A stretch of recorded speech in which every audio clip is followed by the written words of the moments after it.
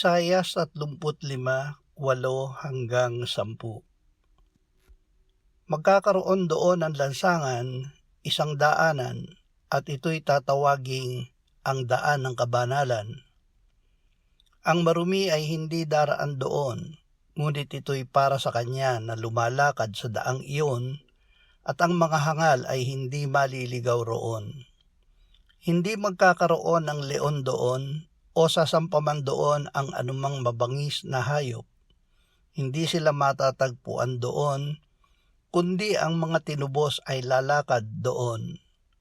At ang mga tinubos ng Panginoon ay magbabalik at darating sa Siyon na nag-aawitan. Walang hanggang kagalakan ay mapapa sa kanilang mga ulo. Sila'y magtatamu ng kasayahan at kagalakan, at ang kalungkutan at ang pagbubuntong hininga ay maglalaho. Ang pangako ng unang pagdating ni Kristo. Sinabi ng Diyos sa pamamagitan ni Isaias na magkakaroon ng daan ng kabanalan na lalakaran ng mga tinubos. Ito ay natupad ng magkatawang tao si Jesus na anak ng Diyos. Sinabi niya, "Ako ang daan at ang katotohanan at ang buhay.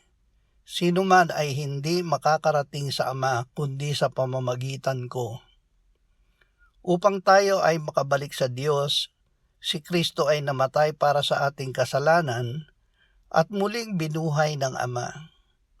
Sinabi niya nang siya ay muling nabuhay, ganyan ang nasusulat na kailangang magdusa ang Kristo at muling mabuhay mula sa mga patay sa ikatlong araw, at ipangaral ang pagsisisi at pagpapatawad ng mga kasalanan sa kanyang pangalan sa lahat ng mga bansa mula sa Jerusalem. Halina